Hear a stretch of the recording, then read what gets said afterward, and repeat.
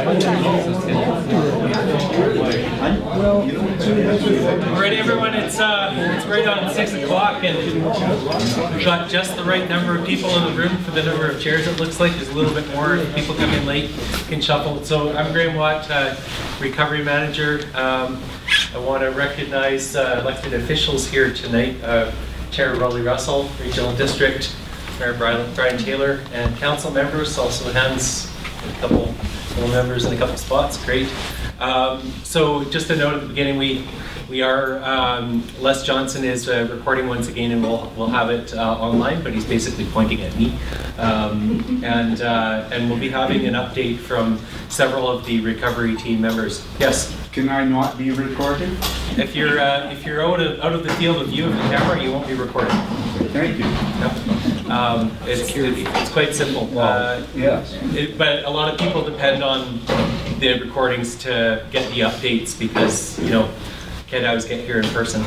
So tonight we'll be hearing from some of the recovery team members. We'll be talking a little bit about some of the milestones. It's now just over 6 months since the event, and the week after the event, with knowing the scale of impact, the Emergency Operations Center's eyes turned to what recovery could look like.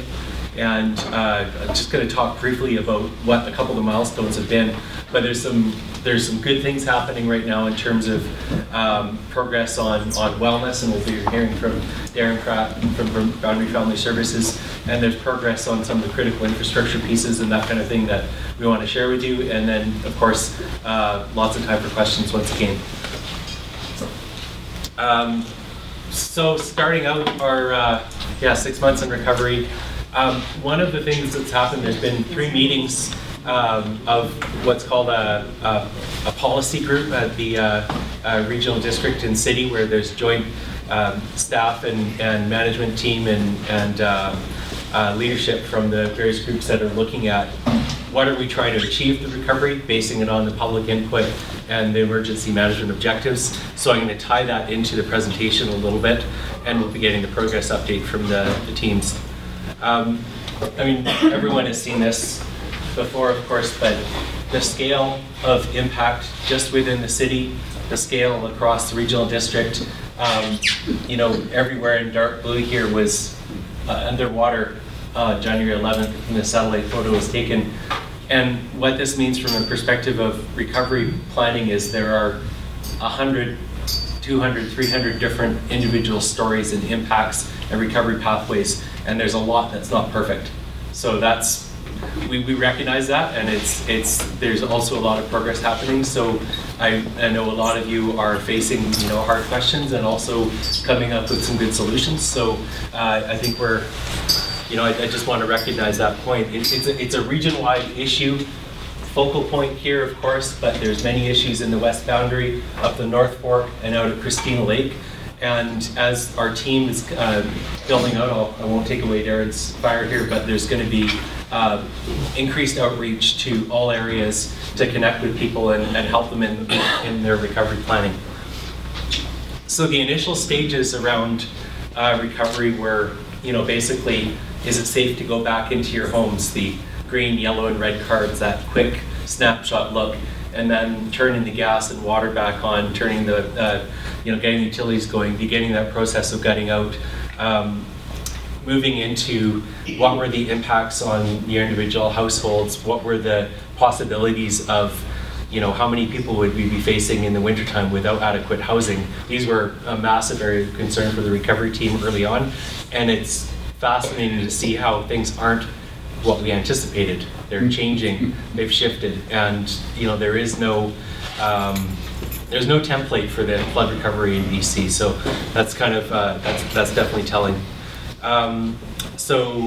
They're early on, the housing impact and gap assessment, the economic impact assessment were showing the problems that were showing up, and a number of requests were made for resources. Some of those have come in, some of them have led to successes, and only recently have there been progress on some others. And in particular, the role of case managers, we're coming on board right now, which is great, but there's a real gap in terms of being able to help support people in their pathways. In terms of infrastructure and environment, there is removal of temporary works, the city's disaster financial assistance, and also in Greenwood and Midway, insurance and environmental assessment. And these led to, a lot of progress right away on some matters for sure. This was presented at a previous slide, so I'm not going to dwell on it too much, but there's 5 pillars essentially in the recovery, with staff from local organizations, the city, the regional district, Boundary Family Services, Community Features Boundary, the Kettle River Watershed Authority, and then there's also folks across, of course, from the province who are connecting with us in many places. There's Red Cross, there's interagency collaboration across the board, and that means a lot of new processes in place to try and tackle these really complicated issues. So at the beginning, of course, it was that initial check-in, where do we go from here? And then the second line, we've got big projects underway. So the Disaster Mitigation and Adaptation Fund, floodplain protection planning, the long-term housing recovery for the new land uses, DC housing partnerships, economic recovery and new partnerships and projects around there, the psychosocial care that's emerging, and then the complex debris cleanup and remediation, critical erosion sites under the environment pillar. The number one strategic objective from the policy group that was recognized here is around protecting public safety, and that includes both the public, individuals, families, sensitive land uses that are susceptible to floods, and also the first responders that are tasked in an emergency to go find them. 2 of the Swift Water team here having to go through very hazardous conditions to get to sites. So that fundamental, if we can hold questions for the end, that would be great. Thank you. The having to access really difficult places. So how do we, over the long term, maintain emergency access, reduce flood risk exposure of households, transportation routes, and sensitive land use, and then ensure these response, recovery, and long-term planning is always in support of emergency management. So under wellness, fostering and improving health and wellness, and support the housing recovery. So reducing immediate suffering, seeking immediate, medium, and long-term housing recovery, and household and community resilience. So there's two pieces where I'm actually going to get folks from the recovery team to come in, and maybe Darren, if you can jump in here and provide a little bit of an update on how this is rolling out and what you're able to share now. So Darren Pratt from Boundary Family Services. So where's Donna Setter? So the last time we met, you asked a very pointed question because you had concerns about a neighbor and that you felt that they needed outreach. Sir, can you speak up a little bit? Okay, sorry about that. So I'd like to introduce the 5 case managers that are going to be tasked with doing outreach in the community. Guys, if you'd stand up and introduce yourselves, please. Christopher, you want to start us off? Yeah, sure. My name is Christopher Stevenson, and I'm one of the case managers for Boundary Family Services. I'm Tamika Guy, and I'm also one of the case managers with Boundary Family Services. Teresa Taylor, case manager. I'm Rachel Warner, and I'm moving into case management from the recovery team. And? Petra Nielsen, and I'm the case manager too. And part of Rachel's duty, she'll actually be deputy team lead for the wellness pillar moving forwards. So Graham put up that map with those wonderful little dots all through the boundary region of flood-affected households. Every single household will be met where they're at by the outreach team. So dyads of case managers will be moving out tomorrow, beginning to reconnect with community members to figure out where people are at. And that's cross-pillar. So in our rural areas, if you're a flood-affected farmer or rancher, you will have a case manager come out to discuss the economic impacts, basically relating to Jennifer's economic pillar downtown as well. Businesses will be covered. So these people will be coming out to, once again, yes? No. What? No, it's 6 months later. You haven't done anything. And that's because the funding for this just came in. My ask to the province of British Columbia was July 25th. We have... I'm going to intervene, if I may. Yes. I think the idea is that we would postpone the questions until after the presentation. No, so this is a comment. This is not a question. But there are a lot of people with comments. These and are all absolutely interesting. These are But please all- let us get through the presentations first, okay? Okay. Thank you. So moving forward, and my struggle in this is we know best practices in recovery is not to re-traumatize citizens. We know that when we came out and we did our initial assessments in August and July, when Rachel and Petra and the other members of the volunteer teams came out, they came out and asked very intrusive questions. They came into your homes and heard your trauma and your narrative, and you shared that with them. And unfortunately, that data is all stale now. So as we move forward, trying to get more services into community, whether it's for wellness, economics, mental health, physical health, the province once again says we need data. That comes through the case managers. They're also your advocates. So they are not beholden to the flood recovery team. They're not beholden to Boundary Family Services. They're your advocates. So you say to them, you have a need, it's not being met, they're your champions. They're the ones that can move cross-pillar and go with you to help you get what you need. So while Graham does hear what they have to say, it's from the ear of what we're not doing as a flood recovery team. Again, my apologies. I know how late this is.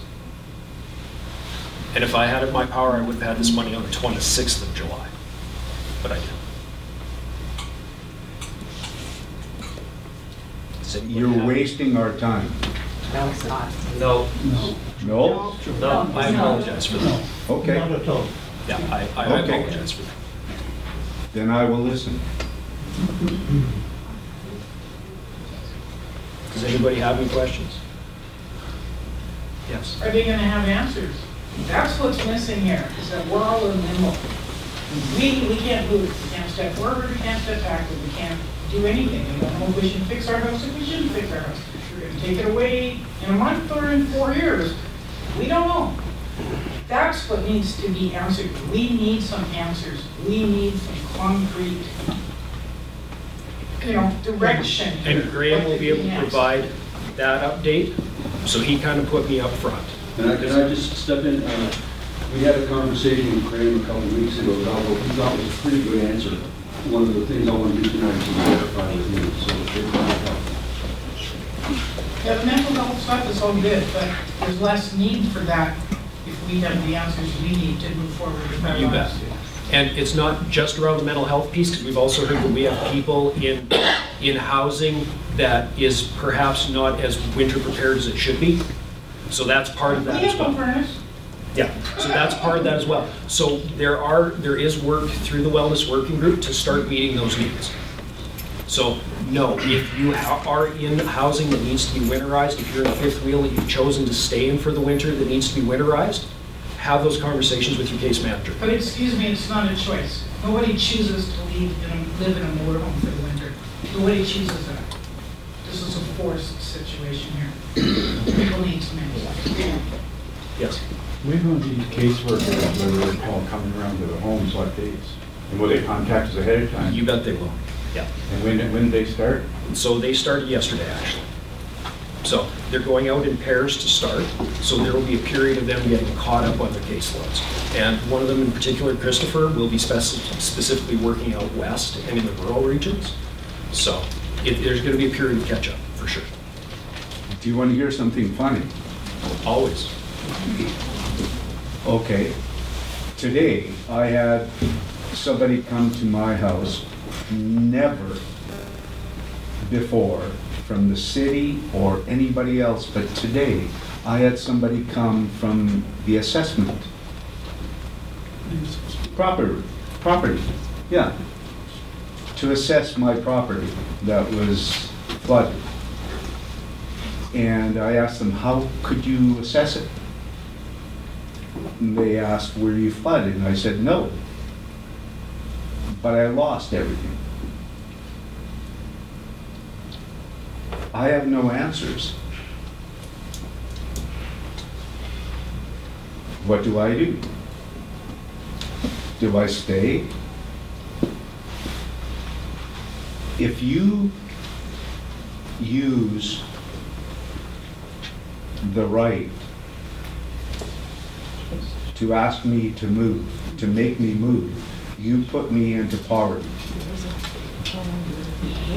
I'll be speaking to some of these issues. Listen, I'll be speaking to some of these I've issues. talked to you on the phone a long time ago. Nothing has changed and nothing has happened. And I'll be sharing about what has Well, happened and what's changed, so Okay, thank you. I will be patient. Again, All right. Okay.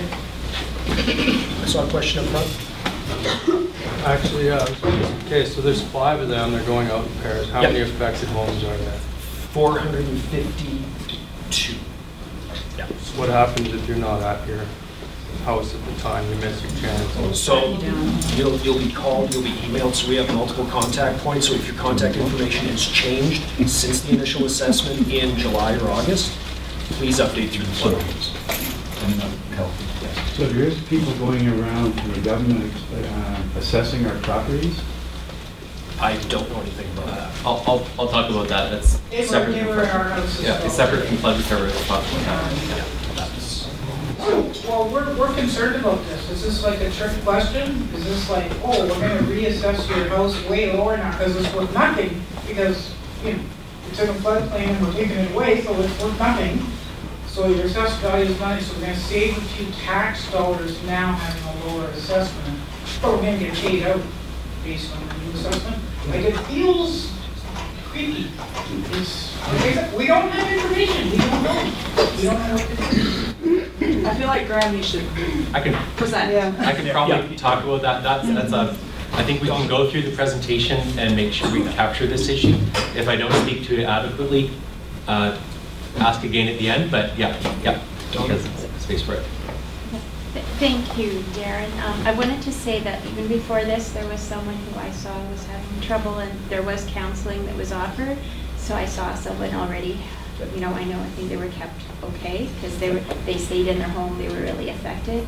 I wanted to say that they were helped, but and I hope that this can help. Like one of the people I heard of was really isolating themselves, and I hope you guys can help them too. I'm glad to hear this, and maybe educate the community on anything we can do for each other, for people who are isolating themselves. If you can.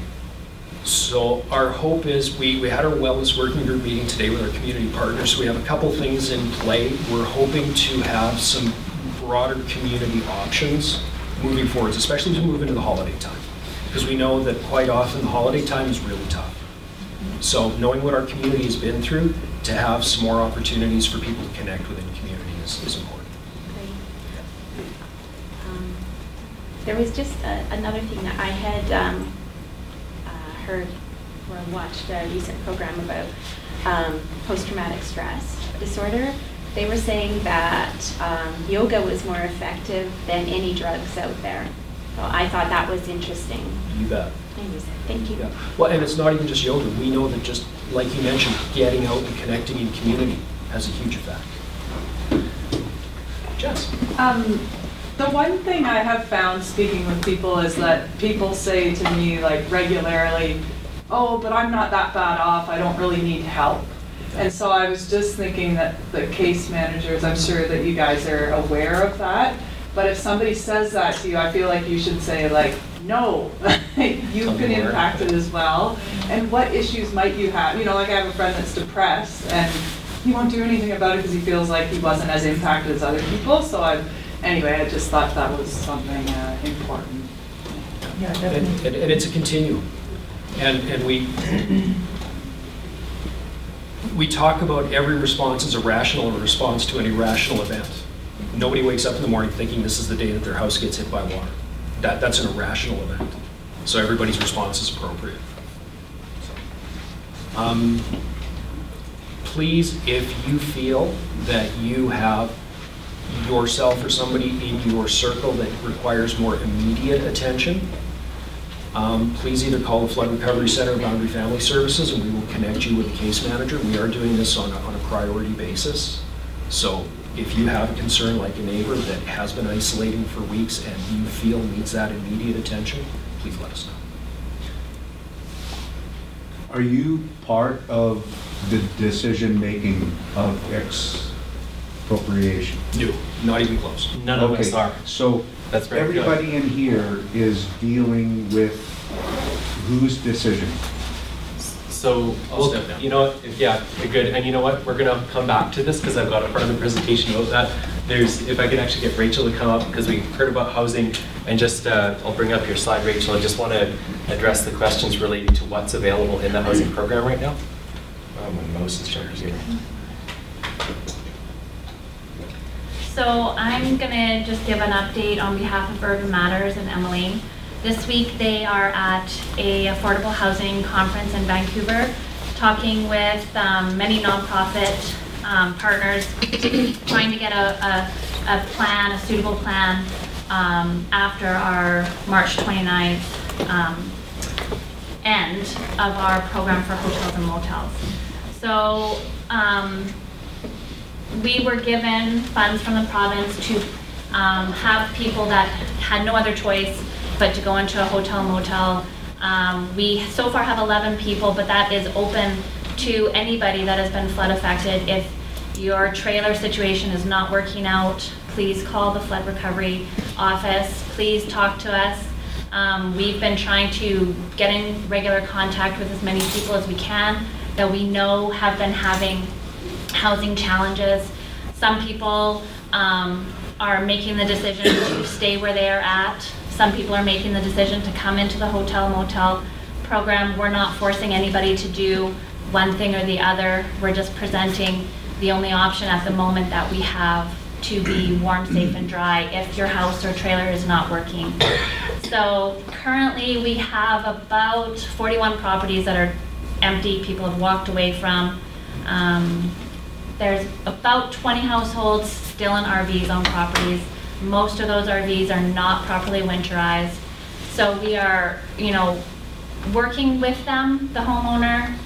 Again, some homeowners don't want the help, some do, and we're trying our best to walk that fine line of being able to give help, but yet people really sometimes want to make their own decision. So we're trying to balance that very carefully, but with having the fallback of we have hotels and motels if you absolutely need to come in to have any type of a break from what you're facing. And so again, I can't state that enough. Call us at the recovery office and speak with myself or Michelle, and we would gladly help you out. If your neighbor is having problems and there's no way that you're able to help them, please give us a call. We would love to try to help out the best we can. So moving forward, our hotel motel program from the province ends March 29th. So that's where this next step of affordable housing comes in with Urban Matters. And we're hoping and working very hard to get solutions for the community. So again, if you have any questions, any concerns, please give us a call.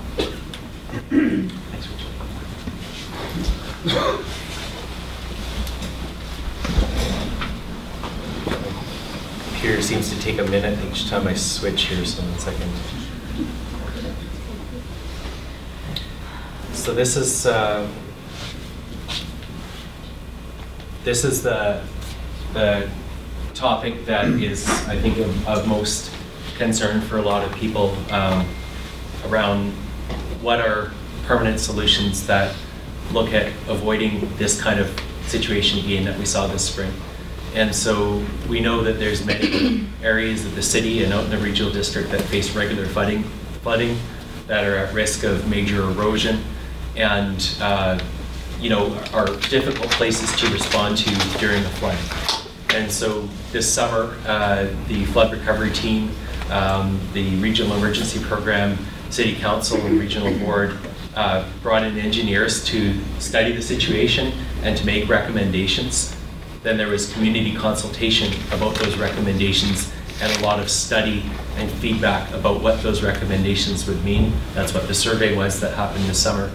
And then on September 4th, City Council endorsed the recommendations in the report and made resolutions that they would advocate to seek funding for meeting those objectives. So some of those objectives include new flood protection infrastructure, which means dikes and flood walls and maybe stormwater improvements.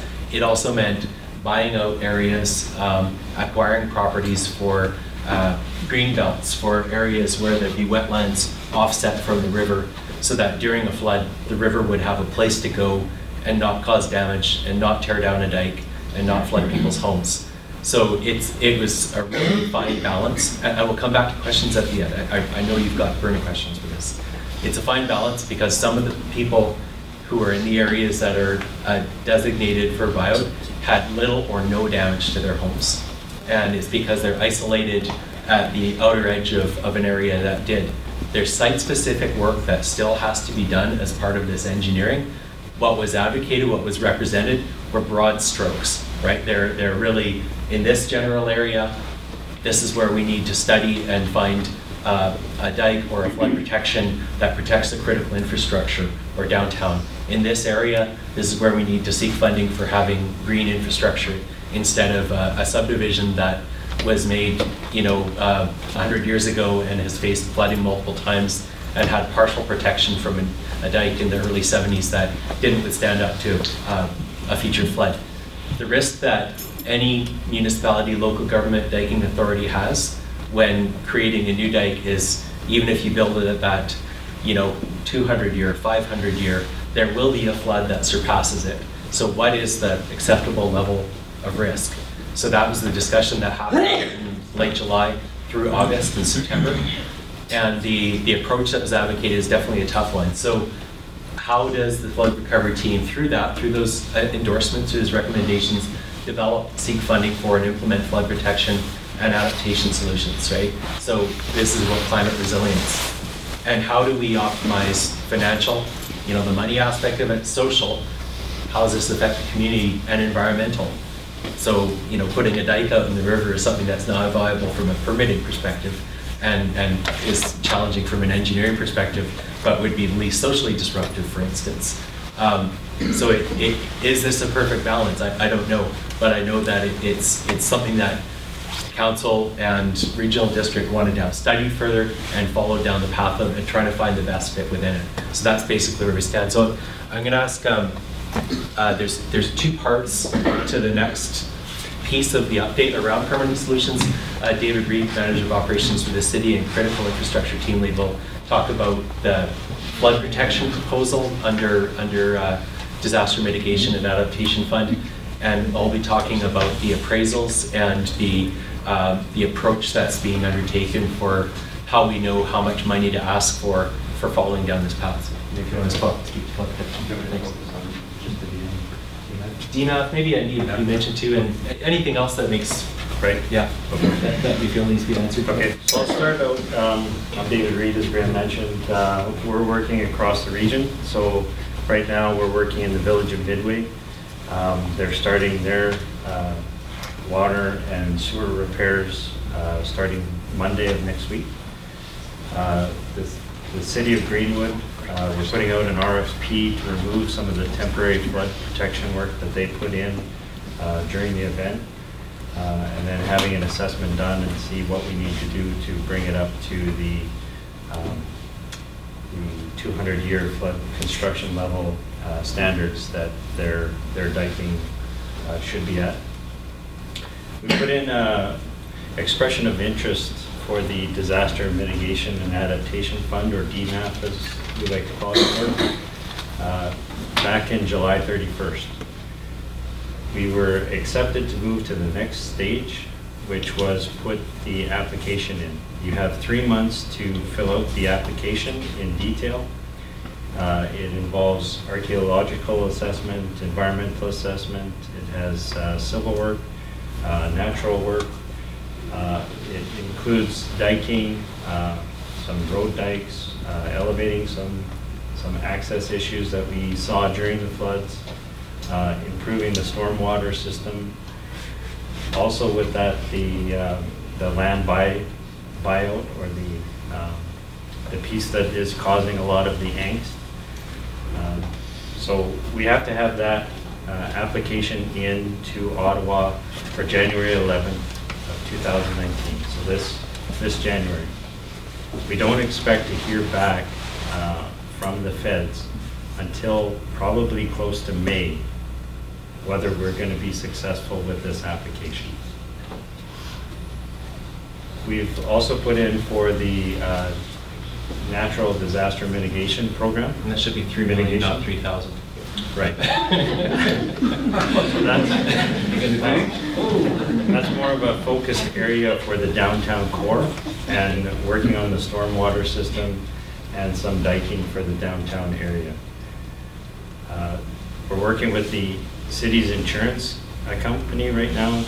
We're probably at about a $2 million mark with some repairs and some of the effects that have had on city infrastructure. Can you speak up a little bit, please?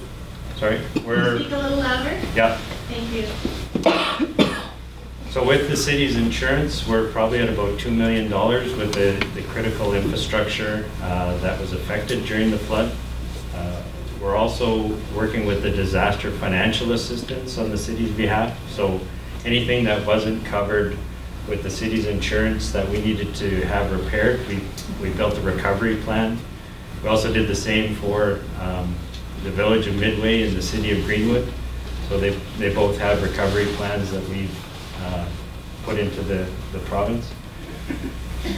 So the disaster financial assistance, I think we're at somewhere around $4 million ask with the province. So if successful, we'll be doing some dike repair behind Rockwell.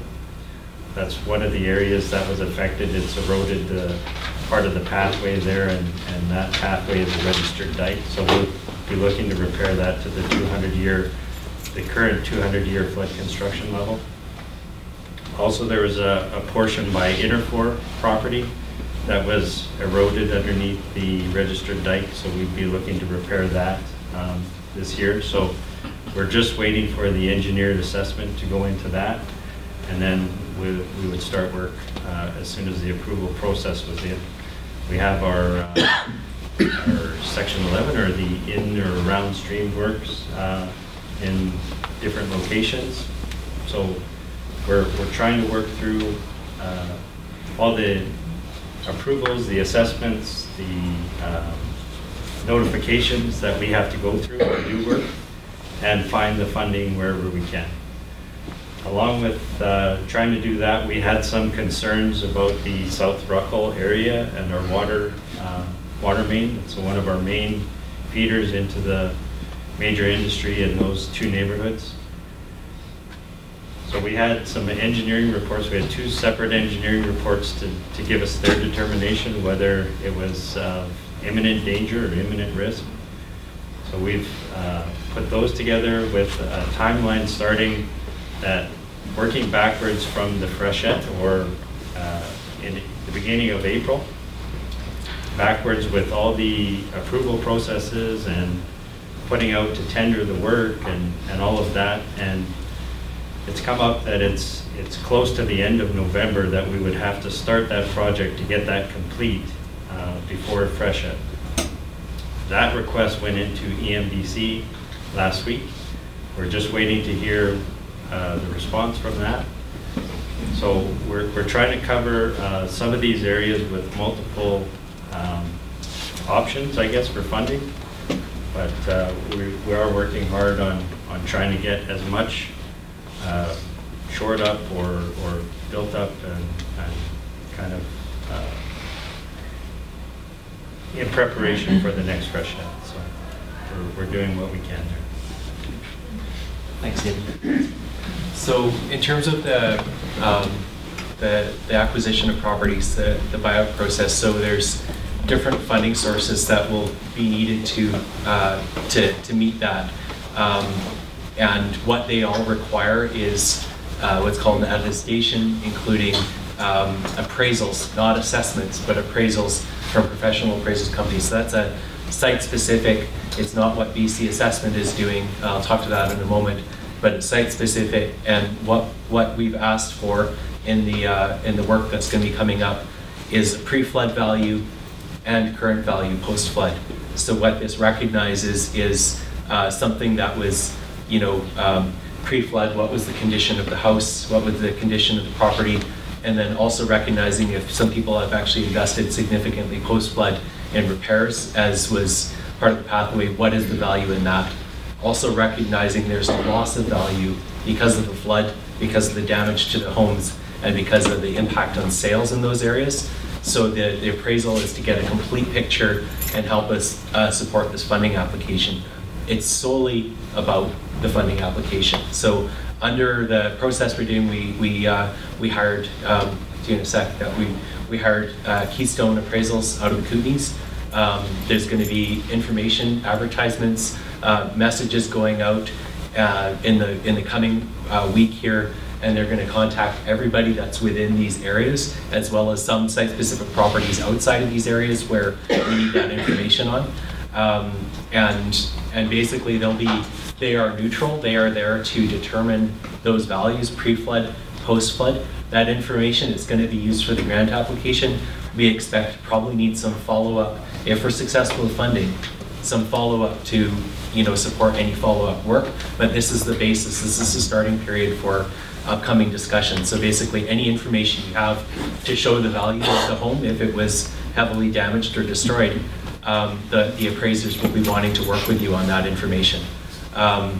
There's some really challenging sites where it's not safe to be on site, or the property's been boarded up and in some cases abandoned, or in some cases it's been demolished. So the appraisers will have to figure out, with evidence from whatever set of stuff, everything from building permits to BC assessment to attestations from the homeowner of where it's at. So this is a neutral process, but recognizing the city is advocating for the value in your homes to be able to be recognized as part of this package going forward. And the bottom line is it needs to be fair. So how do we get to that? Part of the challenge of removing residential land uses from different parts of the city is, where do the people go? And if the value in their homes is low, how do they not be put into a position of poverty or further poverty, right?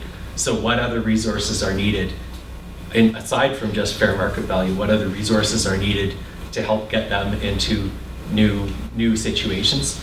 And that's part of the housing recovery work that's identified, where Urban Systems is looking at what people's needs are for the new place, and is there going to be infill housing, is there going to be townhouses, is there going to be, what characteristics will there be?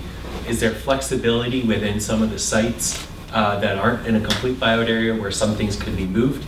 There's logistical things to be worked out. So these are some of the different things, and it's seriously a very challenging set of topics, but we're here with big ears to try and figure out your situation. So it sounds warm and fuzzy. The places I've seen don't usually get what you're saying. Sorry? Don't recover. I have too many questions, but my first one, given that we're 5 months, maybe 6 months away from a flood, what has been done? Are you just going to let it flood? So we'll speak to that first. So the regional district, the emergency management program is working towards a flood response plan, and in advance of 2019. And this is not only just planning and talking, but it's making sure that we know where the high-risk sites are, that we have resources in place ahead of the flood, so that those high-risk sites can be addressed, and that we've got contingency plans in place. I live right near the dike. I watched what they did, and was that engineered? So it was a very fast response. Engineers were involved, but it was an emergency response. So everything about the flood response. No, you had yes. From June till now. Oh, November. yes, the repair was the engineered. repair. Yes. Yeah, was that engineered? Yes. Okay. Yep, the repair. Well, I watched it, and to me it was a Band-Aid. Well, it is what it is. It was, I think, yeah, if you want to speak to the scale of work there. Yeah, I mean, I watched it. Yep. Yeah. We had an engineer standing there watching it too, to make sure that it was good. He's an engineer. It was built yes. built to the standards. So It wasn't to improve it, it was to return it to. Okay, given you knew that's where it was breached, you decided, or somebody decided that that was just good enough. With the funding, the disaster financial assistance funding, you have to return it. No. Don't answer me politically. This isn't. Answer me like if you have a Band-Aid and you got a cut, and you know the cut's there, do you just put a little Band-Aid on it? Well, here's given how many people were involved. I know I'm getting emotional because I'm pissed. Yeah, but hold on. I know where David's coming from. The process, and correct me if I'm wrong, was to bring it back to where it was at. To raise the dike another 2-3 feet, that's another whole process. Multiple years of work. And that's not gonna happen. Where did it breach? Well, I'm not sure where. It breached right by my place. Yeah, but the thing is, they've repaired that. No. They put rocks on it before it breached from Fortis. It wasn't Fortis. Well, then who did it? It's a city utility. Okay, I was there. 2 telephone lines were done. I was there, I watched it, and I said, guys, this is crazy. And it breached at both places. And when I saw you guys come in and say, geez, we'll just get a front end loader and an engineer will go, oh, that's close enough to the dike level? That's not good enough, guys. Can I interrupt? I'm not in. We don't have a lot of time tonight, and I'd like to hear the rest of the presentation before you. Yes. Sorry. So, yeah, I agree, and so we will come back to those, because there'll be more time for questions at the end. The point that I would just like to make is that you see the amount of money there and the time frame. That I think everybody recognizes that the solutions that we need to put in place are going to be very expensive and take a long time to deliver. And so there's no, again, part of managing people's expectations. We will not have $50 million and 3 years worth of work done prior to this next flood. Okay. We don't know what that flood's going to be. Okay, please let me just finish quick and you won't hear from me again. That'd be nice. Okay? Everybody will be happy. We really don't want to hear any more from you. We want to hear from what they have to say. Okay. They've said you could talk later. Please hold it. And I'm happy to talk to you after, because it wasn't telephone lines, and we can clear up a bunch of things that you stated that were wrong. I'm happy to talk to you about it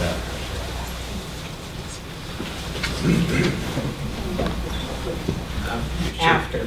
I think just one really quickly and then we'll move it. Assessors, will they go in rural areas, or is just covered by? Site-specific in rural areas where we need that information, yeah, but it won't be to every property in rural areas. You're saying it's not going to be I didn't say that. Yes, you did. No, I said site-specific, yeah. Okay, so economic revitalization, this has been another tough story. So how, though, can the recovery unit find new opportunities for using recovery as an investment resilience, community development, economic diversification, of course, and then supporting economic and agricultural recovery. The key word is creating opportunities there. And Jennifer, I don't know if you wanted to speak at all to, I had your points here, but if you could talk briefly as part of it about what some of the funding is intended to accomplish, and then recognize what we're still pushing for. Yeah. So Jennifer Whitmore, Communication Foundry. Hi, everybody. So I just want to start with the recognition that the business community is suffering, as is our agricultural sector. We are keenly aware of that. We have had a request at the provincial level since August for $2.5 million for direct-to-business support. There is no existing mechanism for the province to process that. We are pushing a rock uphill. What they do understand is funding people and plans and strategy and marketing. So I know there's been a lot of discussion about recent announcements for projects that went in at the same time for rural dividend, which is an already existing mechanism to provide support to communities. Those have turned around a lot quicker than a request for $2.5 million for direct to business support. That does not mean that we are done. We are not done with that. This conversation is going to be handed to elected officials to start pushing even harder. This is something the province does not have in a line item in their budget. So I just want everybody to be really clear that we are by no means done with the idea that we are looking to support businesses. And when I say direct to business support, I mean a combination of cash in pocket, if we can get there, and no interest lending. So I just am open to questions about that.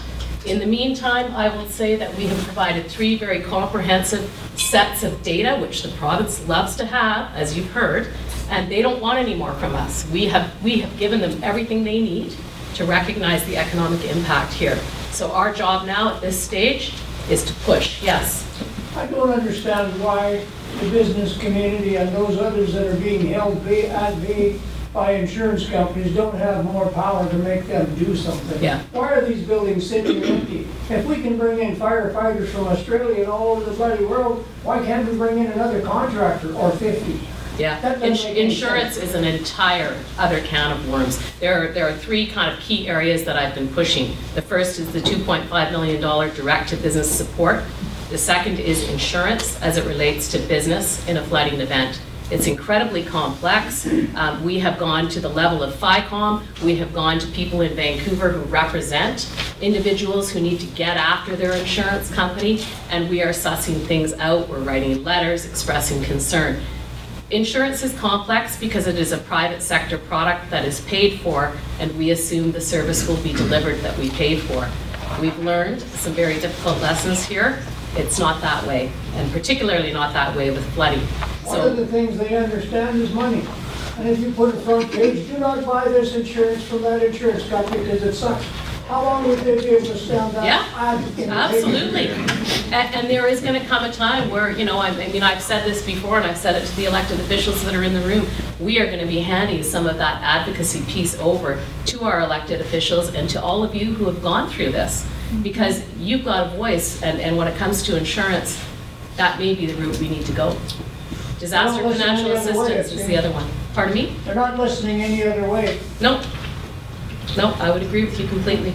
Disaster financial assistance as it relates to business, another very, very difficult, challenging issue. It is a legislative act or piece of legislation. The way that it rolls out for business is not effective. I know that we had 120 applications open for business. 80% of those were closed and deemed either ineligible because they were insurable or they were not a primary source of income. We have a systemic issue, obviously. DFA is not an effective tool in the toolbox for business. We are beginning to chip away at that and make recommendations. What does that do for us here now? Not a whole lot. The big challenge I've seen with many of the agricultural producers is that the fact that you need to have off-farm income, and if that happens to be greater than that 50% threshold, or if you're a landlord with rental a business, properties. a rental property to supply your pension or other job, it's not counted. Yeah. And this is something that was designed in 2003 and hardly updated. So I think the province does know that it needs to be updated. They're going to know. They're going to hear loud and clear, particularly as it relates to business. Any questions? Yes. I do have a question. Have people gone outside of the government route seeking funds? I guess I just think, are there, say, large businesses within BC or even Canada, Western Canada, that have a vested interest in seeing our province and this particular area recover? And would you have an avenue of funds with some kind of perk for them, if you want to say that, either in advertising or some other mode that somebody far more skilled than myself can come up with. But have we gone outside of government? Because we know government processes take a very long time. Yes. Yeah. And, you know, my heart breaks almost every time I'm downtown, seeing people whose businesses are just sitting there. Yeah, I think that's a great idea, and I'll tell you, very early on after the event, we ran 2 GoFundMe campaigns that had a lot of activity. We got money out to residents, and the credit union got money out to businesses as quickly as we possibly could. I think that's a great idea to start exploring again at month 6, because I'll tell you, you know, support direct to business is not a line item on the provincial budget, and it becomes very challenging to push to create a line item on the budget, and that's where we're at with this conversation. So I like that idea. Definitely worth exploring. Okay, it's an idea. What, and I'm not being unkind with this. What can be done are there people that are interested or in giving names, or people who can write, or I would be happy to be that person, and I'll tell you that we have engaged with Fortis, we've engaged with some of those larger companies, and the way in which they will support our community is through deferrals of payments for a utility or recognition. It is very difficult to say to a big organization, we need a cash injection here. And that's the conversation we're having. And it, you know, but I still think it would be definitely worth thinking about and exploring further. And I'm at Community Futures Boundary. Okay. And my number is 250-442-2722, extension 225. And if you come to her with an idea, she'll put work into it. I've already done that, and she followed up on that, and she actually, you know, did some work on my behalf in the sense of my crazy idea. So. Thanks, Les. Okay.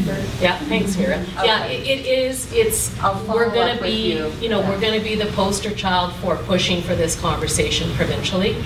We know that they distributed funding through Red Cross in the wildfire scenario, and we are pinning them to that and applying pressure at this stage of the game. Thank you. I'll be in touch. Yeah.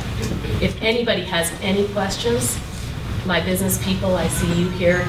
You know where to reach me. All I can think of are people like musicians, like entertainers, rock stars, athletes. Does anybody have any connections to any of them? That's a good idea. If you think of any, let me know. So one of the strategic objectives from the policy group is facilitate environmental resilience and adaptation. So resolving environmental challenges caused by the flood, advancing ecosystem restoration and protection of natural assets and ecosystem health. So a functioning floodplain actually helps protect downstream and across river properties. It's bottom line, it makes a difference. And then people tend to not have valuable assets in a functioning floodplain as well. So seeking opportunities for improving climate resilience at the ecosystem level. So Jess, I don't know if you wanted to provide any updates on just current key initiatives around what the the shoreline protection and resources in place right now. Yeah. Jessica Mace, Kettle River Watershed Authority. I'll just say a couple of things. Awesome. Well, one thing that happened a couple weeks ago is we actually had fall flooding, which I've never heard of before, out at Christina Lake on McCrae Creek. So we were out there visiting with that property owner. What's happened there is the whole creek filled in with sediment, so there was nowhere for the water to go. So now it's gone, even with just a little bit of rain and a little bit of water coming down, it came down and flooded onto the man's property.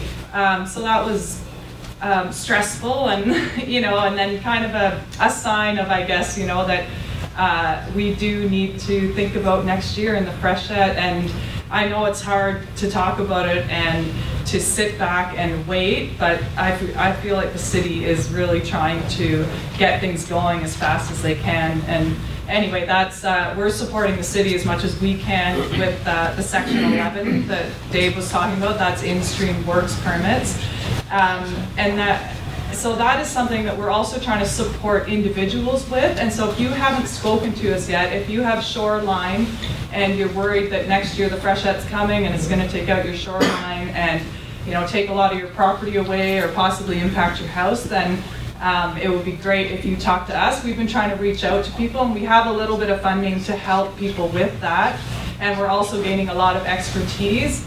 Maybe Christina and Sam, you guys could just stand up and say hello. These are two people, and I know this might sound minimal, but the province has actually put a lot of resources into the environmental section. So these two people got put onto just working for people in the boundary as full-time employees at the moment, trying to help with this work and to go out and meet. They're willing to meet with homeowners once you put your application in.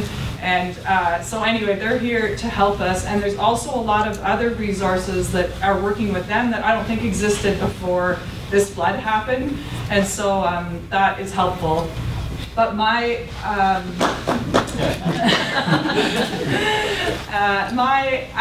you can speak with me after maybe if you do have a shoreline issue and you haven't had a chance to speak with Nicole McCallum or Mike Tullis, are the people that work with me.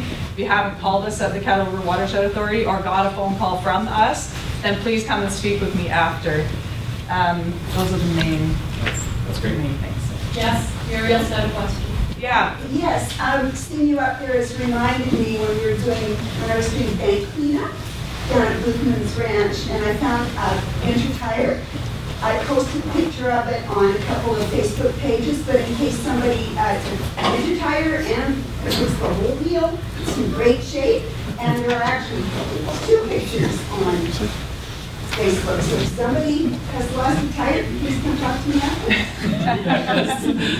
Lost and found. They don't fit our vehicle.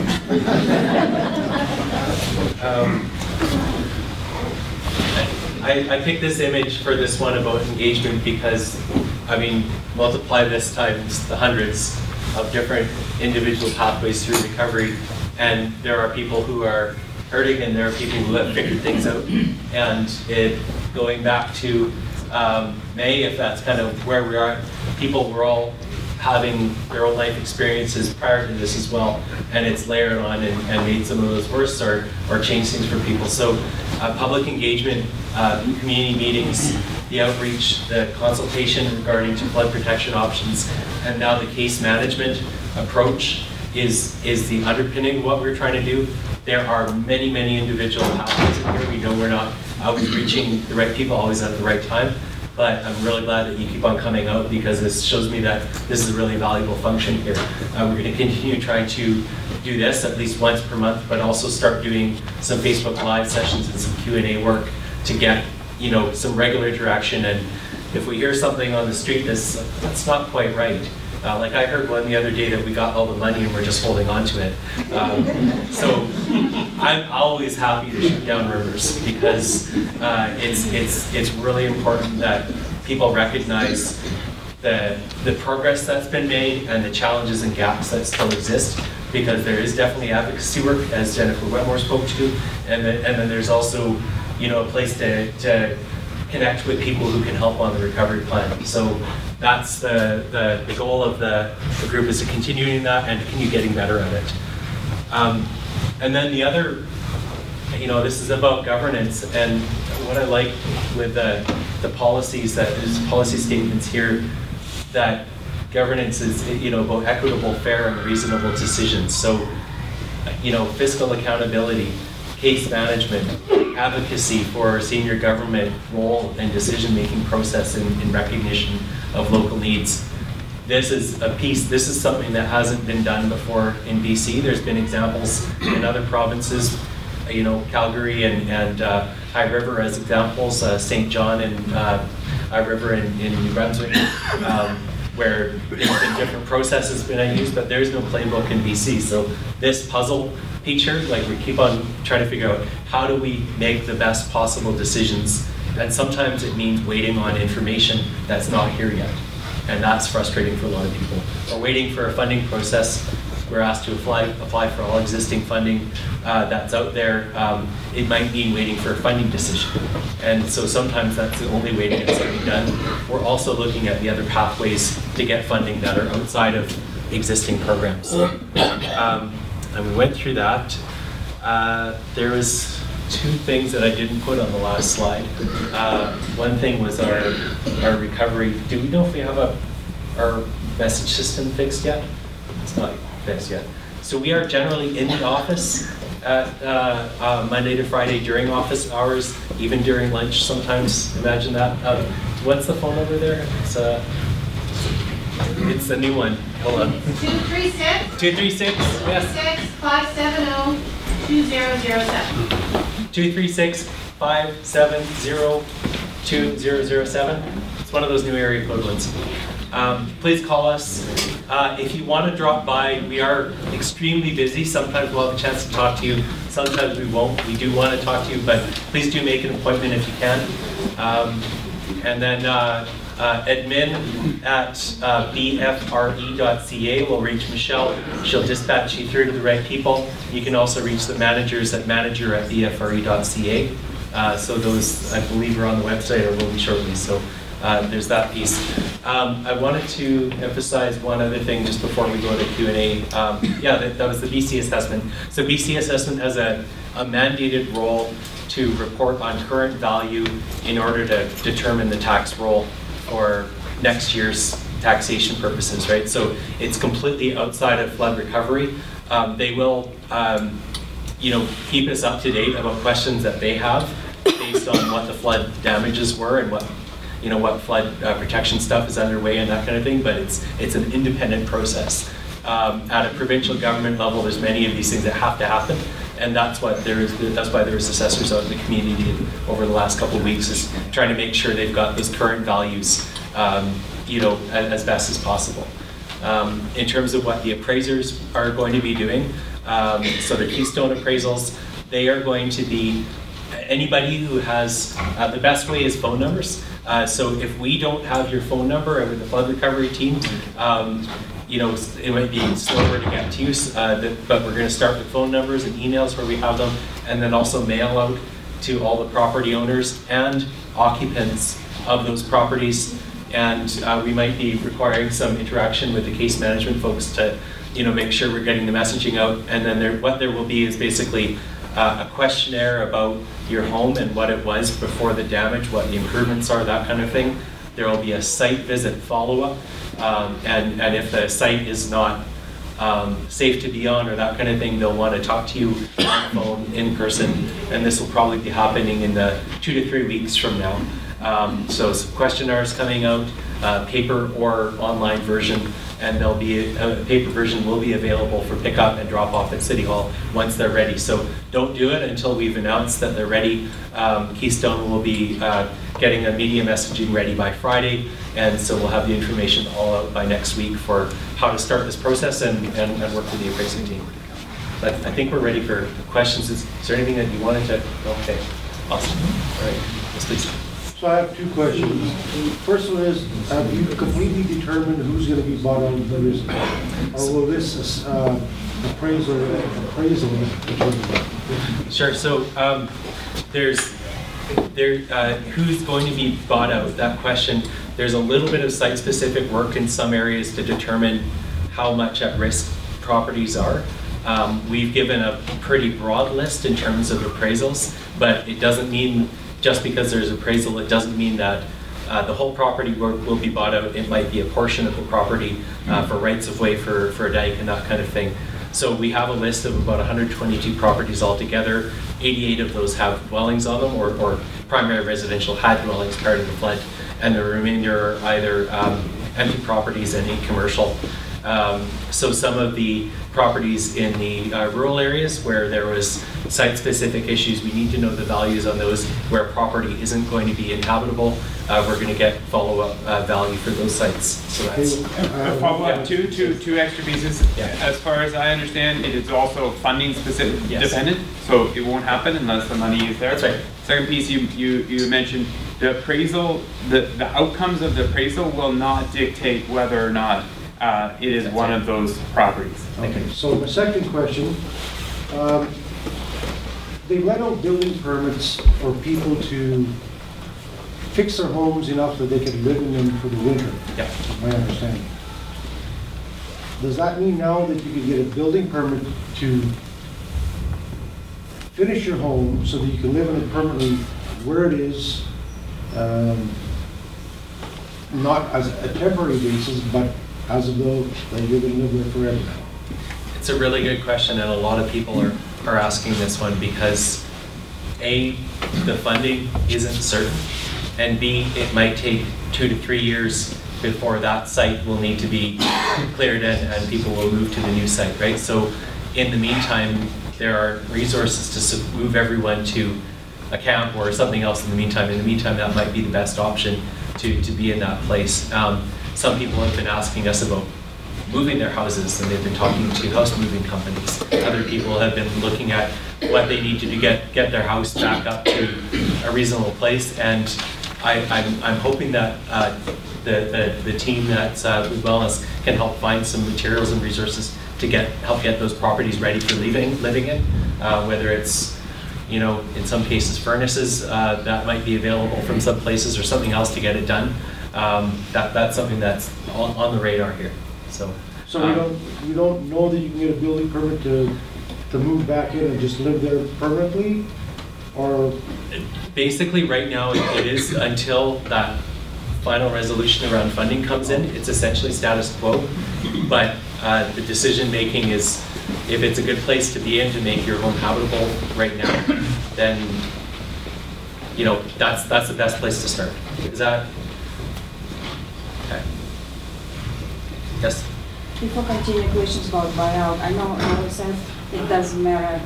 People will be bought out.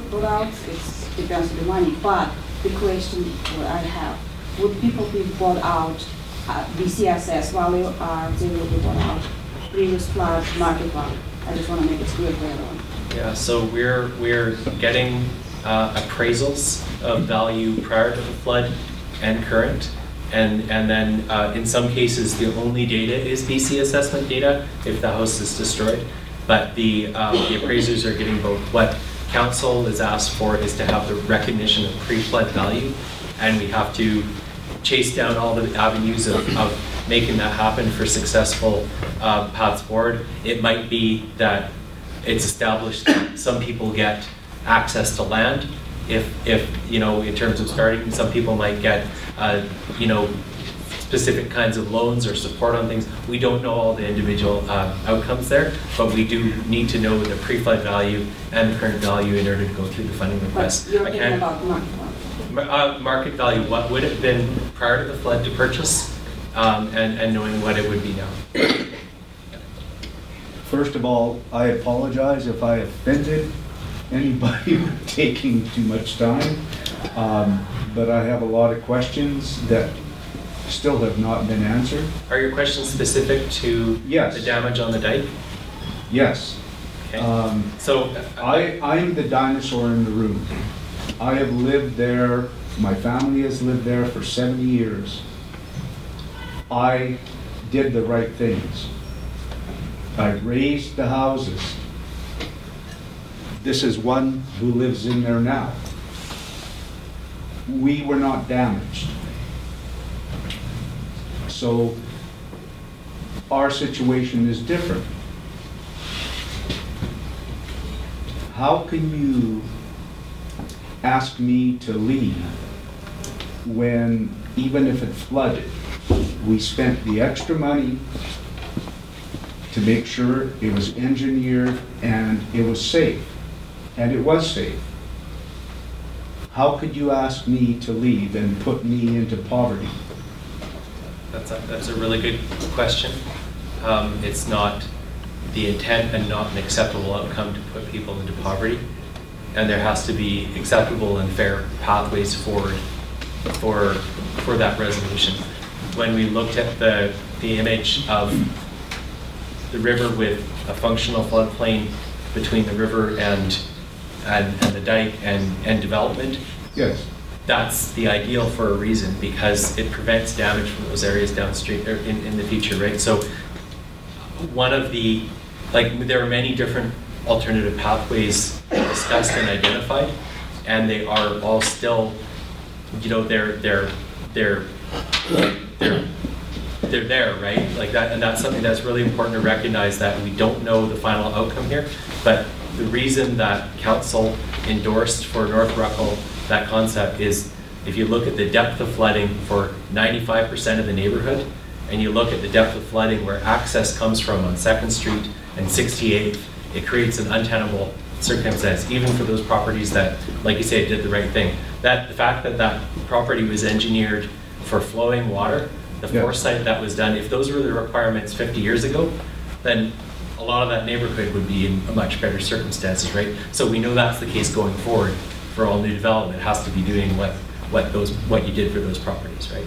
I know this is really, really tough, and we're basically the bearer of, this is the land use change that's resulting from the decision, the funding proposals going forward, and you know, I think we have to keep on having dialogue about it, and I think that the elected officials need to hear from people who are not satisfied with decisions.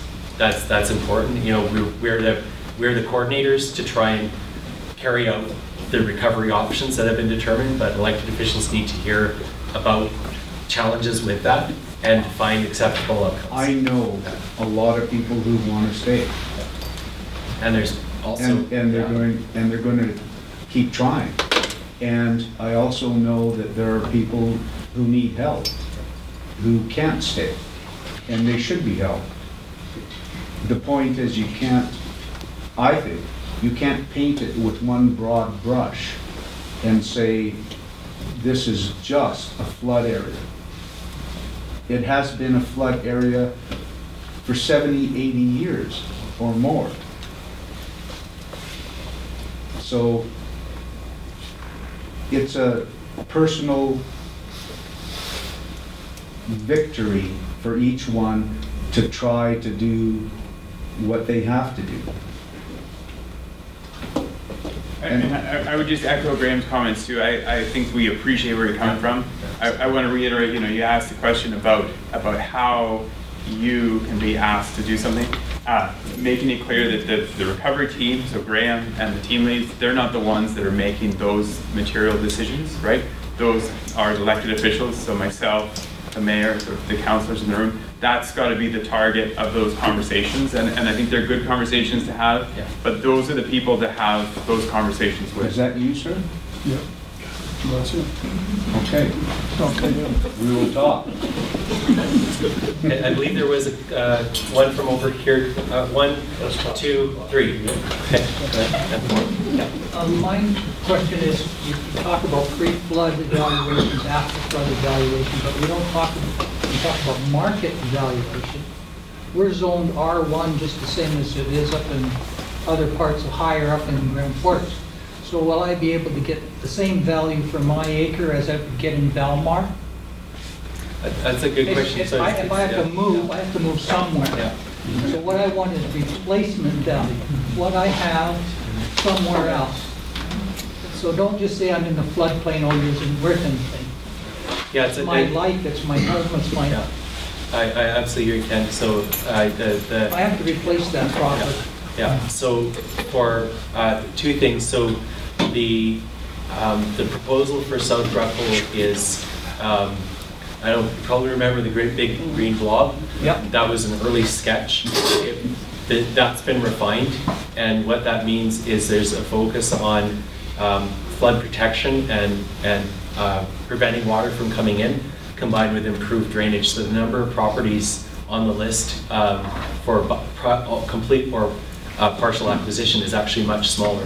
So a dike combined with stormwater removal, essentially a 12-inch pipe and a pump to dewater the low-lying areas and improve land surface, means that there's a couple of properties on the east edge, and then the properties along the north side, and then a couple along the edge to the river are ones that are sensitive to these flood protection options, and the bulk of South Ruckle it wouldn't be part of the buyout. So that's something that we haven't actually said publicly. I think we'll be sharing those maps publicly to show exactly what is going to be submitted to the Disaster Mitigation and Adaptation Fund.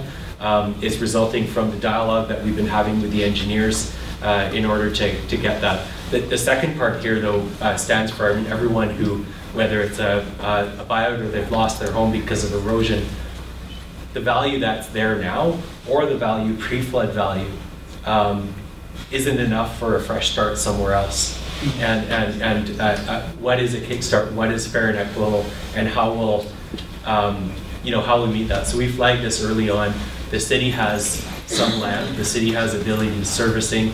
The province has some land.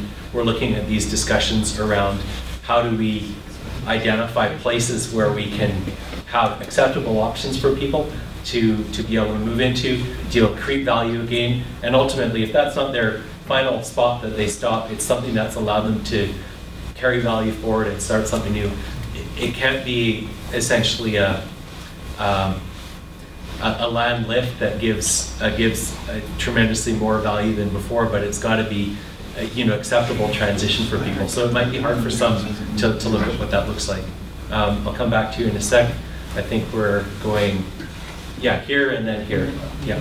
Go ahead. Okay, I'm Dan Martin. I had a couple comments. My assessment was already done, and the fellow wouldn't even come into my house. He phoned me, and he said, I don't want to go in the house, it's been condemned. Now, he phoned me the next day, and he says, I can reduce your property value by $60,000. Now, I've got a house that's not livable at this point. I just want everybody to know that's what's happening to some people. For BC assessment, yeah. That wasn't my question. $60,000 change in value, though. Yeah, dropped it down. Thank you for sharing that. Just because I had sent them the stuff from the insurance company saying this is what they have to do to fix the house. The other thing is insurance, and I wanted to find out about this. I was phoned by my agent in Kelowna, and they had just received a notification from my underwriters that I would not be eligible for flood insurance, even though I asked that question way back in June, I believe. IDC had a representative, and then I had a personal meeting with him a month ago or 5 weeks ago, and he told me that I would get flood insurance. Now, I don't know what the status is with other people. Somebody told me, and I don't know if this is true, that they were offered insurance by another underwriter, but their values, the assessment or the fees were going to be way higher than they could afford. So that question is coming up, if you turn it down even though you're offered it, and my insurance this year was $1,200, this fellow was quoted $5,000. I'm quoting. We're having trouble hearing over here, you guys. So I'll repeat. Yeah. So I want to know, I haven't got around to phoning anybody about this, so I want to know what other people are experiencing with their insurance people. IBC told me that I would get insurance, now I'm being told I'm not going to get it. If I turn it down, if they offer it to me, another agency offers it to me and I can't afford it because of the high rates, am I going to be not qualified for disaster relief if we get another flood? So those are good questions. So I'll try and just encapsulate it. Concerns about insurance availability in future and future rates that might be many times higher than they are now, and also implications for disaster financial assistance if you choose not to. So I had a conversation with one of the brokers locally that said before making any insurance decisions, like rejecting or accepting, to make sure that you talk with your broker and understand all of the implications that could affect your future eligibility and future costs, because there are consequences, and I didn't know anything about this. But number one, make sure you talk to your broker and maybe another broker about the implications for your decisions around insurance. I think that's number one, because we are by no means expert on anything insurance, and the brokers are the ones that are regulated to do that. If you're not satisfied with what your broker shares, there are other brokers out there, and that's really important. So I don't know if there's some additional, we tried with IBC, we tried with FICOM so far to get, that's Financial Institutions Commission that regulates the back end of the insurance industry. We don't know yet what the next steps are, and I would like to, I'd like to hear from more people together about what solutions there are. I have asked 3 insurance brokers, given that I am up to code in a floodplain, nobody will take it. So there's another serious. There's another. They just said no. Here. Yeah. No. And the most we could get was 30,000 on our house. That's all they would offer us, and then a certain amount for furniture and outbuildings or something. Yeah. But maximum 30,000. Yeah. So in the case of I know with some of the DFA payouts, they topped up damages that to a certain extent above that 30,000 limit that some places had. I've definitely heard about that, but not easy. Let's keep this insurance topic open for a minute before we come back to your question. But unless you want to talk about insurance as well. Yeah. I would just offer one more thing. If your broker says that you cannot get flood insurance, get that in writing. Because DFA will not, there's been a lot of pushback from DFA around just because you didn't get insurance from one broker, it was your due diligence to go and get flood insurance from another broker. So they are really playing this kind of cat chasing the tail game. So there's going to be a lot of homework that's going to need to be done around insurability, and if you run out of options there, get it in writing. Yeah, and get it in writing that it's not available, period, not that they can't offer it to you. And go to a couple of brokers. I really think it's worthwhile. Yeah. What about the fees if they go up exorbitantly? I mean, is there a point where you can say, well, I can't afford $5,000 for a home? Where, like it's jumped 3 or 4 times? The DFA has said... Is that something that they're going to be able to say, well, you were offered it at $5,000? I'm just using that figure because that was quoted to me. If I say I can't afford that and I turn it down, am I not going to be eligible for the disaster? I mean, that's right. I just wondered if anybody else... You're not eligible if you turn it down for any reason. Just so you know that. What the DFA has said in denying other people is if it's readily available and reasonably priced, well, what's reasonably priced? If you can't get it. This is a really bad open sore spot that I'm not happy with the resolution at all on it. I guess my question, I brought it up only because I would like somebody else or somebody and myself, we all have to find out what's going on. I mean, I happen to have flood insurance this year and I'm very fortunate. But if I can't get it next year, or if they tell me that it's gone way up and then I turn it down and we get flooded out again next year. And that brings me to one other comment. And I just wanted to clarify this. If I do a whole bunch, or I get the insurance people to fix my house up to the tune of $175,000, is that going to be taken into consideration when I get a buyout, assuming that I get a buyout, or is I'm going to go back to the pre-flood? So what we're what council advocated for was pre-flood value, but in cases of some homes, the repair work brought it to a higher value than it was before, right? And major systems upgrades and that kind of thing. So that's why current value for the estimate, recognizing this is for our estimate for the grant, current value would be recognized and under what's being advocated, and that sounds like that's doable. So if people are able to repair their homes, the current value would be recognized in a acquisition. That's solid. And I just want to, the reason I'm asking is because they've offered me money in lieu of repairing the house, but only a little bit of, like half of what it would have cost to fix it. So what do I do? It doesn't give me enough to buy another house. I mean, if I knew the timeline and it was going to be next summer, I would probably take the money, but it doesn't sound like that's going to happen. So they give me $80,000, I'm still sitting in my RV. I just want to clarify that. So I'm assuming that if I ask for the repair, that it would be taken into consideration when I get. Yeah. And I know you say when, and I think echoing what Rolly said earlier, it is still an if. Yeah. We do not have any guarantees. And so the decisions you make about that, future possibilities depending on funding, we are continuing to work on all alternatives, but that's absolutely it. So it's just a discussion to let everybody. No, thank you for bringing that up. First of all, up to here. Sure. On the future of North Ruckle. Right now, the idea is to buy out the entire area and bulldoze it. That's the plan. If the province comes back and says, no, we don't have the money for that, I'm not sure if you're the guy to ask, but somebody must have thought up plan B, plan C, plan D, just in case, you know, to find the compromise with the province where they'll finally say, okay, we get the money for that plan. My question is, and I've asked it before, but I want to nail this down to find out for sure what we're looking at as for a future down there.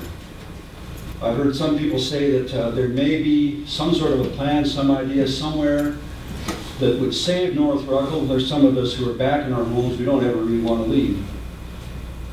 But all of the plan B, plan C, plan D, all those plans is bulldozing North Ruckle an essential part of every single one of those plans.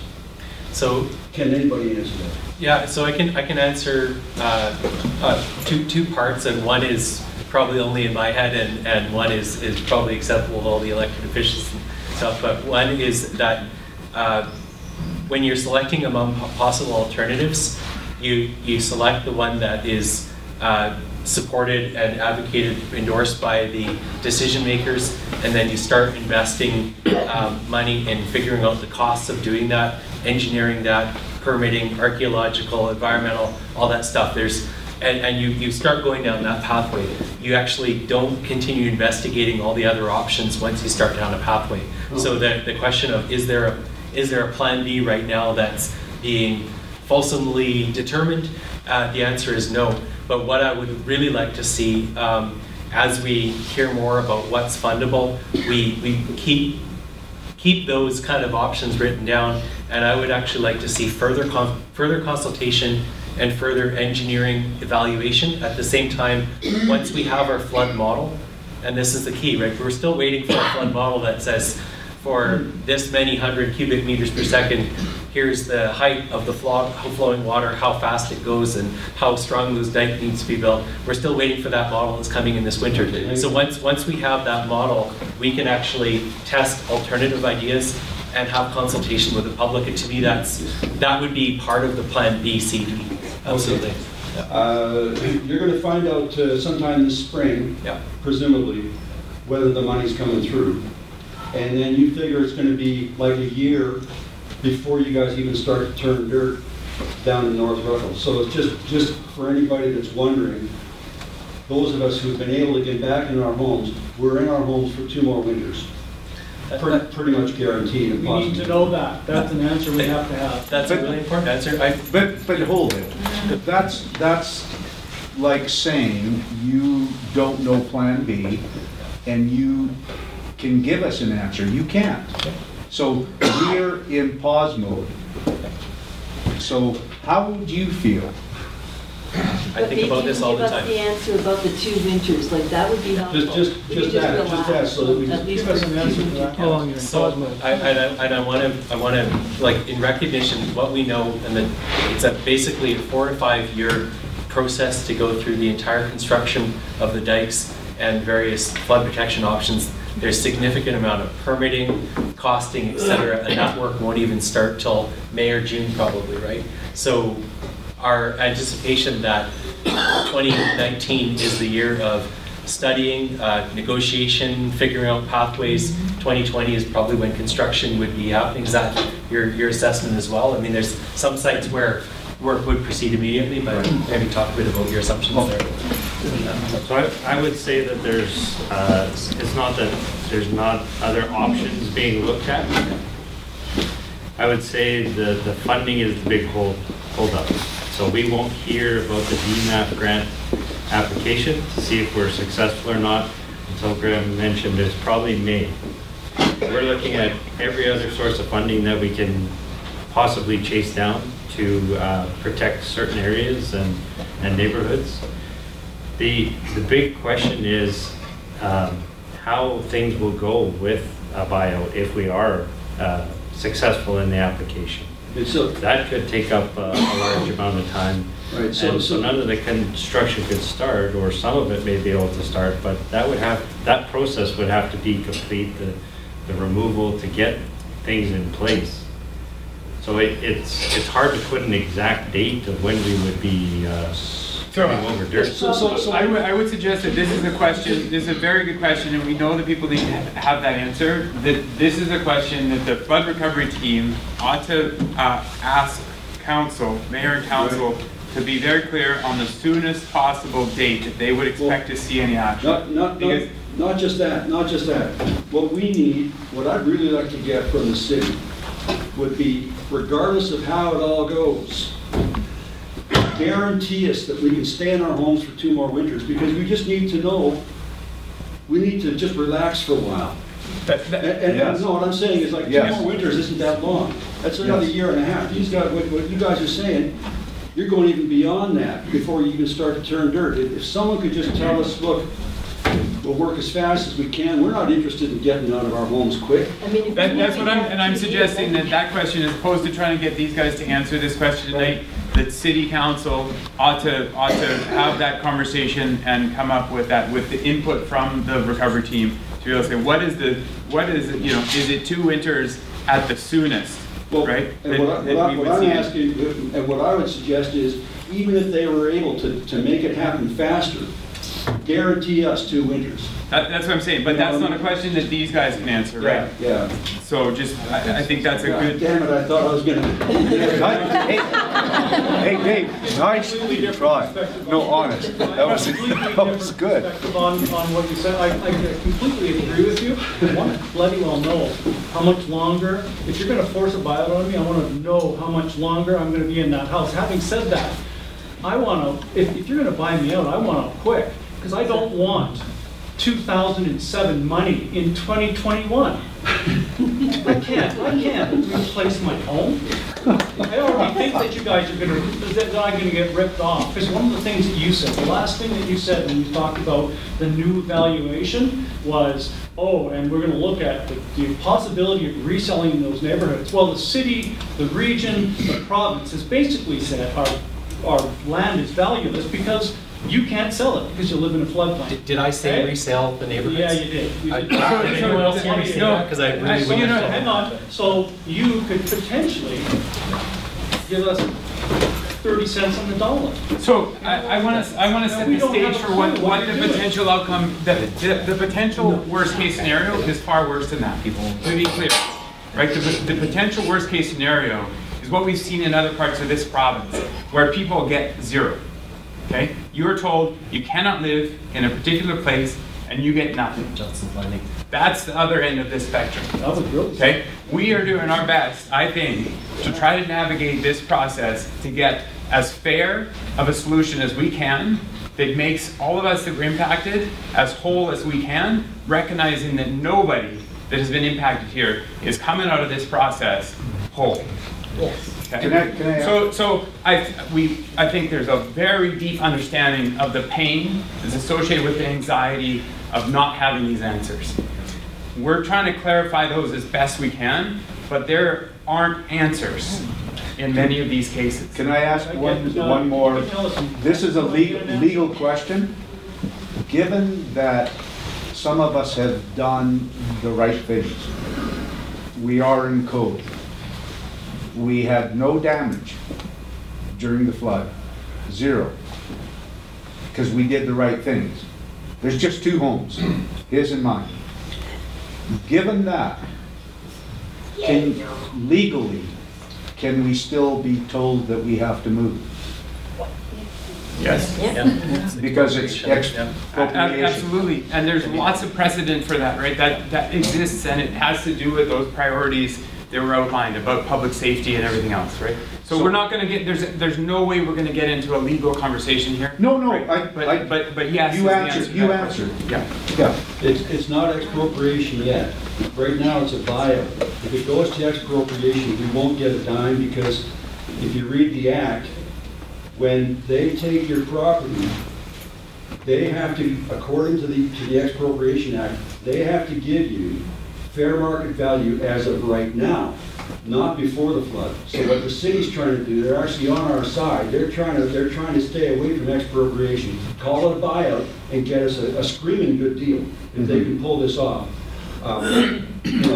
Hats off to them. even if it's 2017 money. We just have to wait.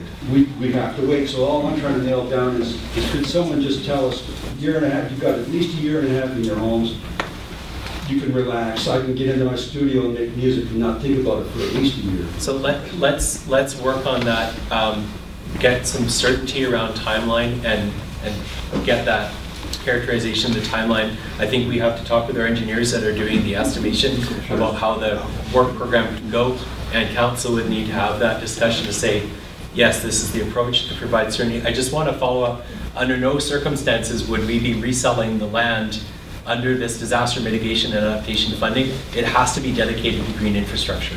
We can't use it for any profitable purpose. You know, the city council or regional district, well, regional district wouldn't be acquiring land. If there was a possibility about a different future land use, they'd be transparent about that and would say, you know, this is possible for a different type of site, but we don't have any plans or knowledge of that happening. But under this funding that we're seeking, we can't do that. We're going for what is the best possible outcome.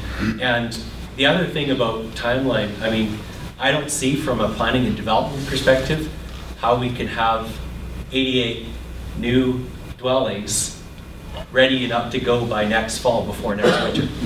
Maybe some might be ready in that time, some of the BC housing projects, potentially for some of the rental properties, but all of the subdivision and different things that would need to happen, those are like at least a year in the works after funding's announced. Are there any designated areas for the new subdivisions? There's some city-owned land, and there's also some privately owned land where subdivision work is already underway, so that's part of the housing recovery plan that's being worked on with urban systems in the city.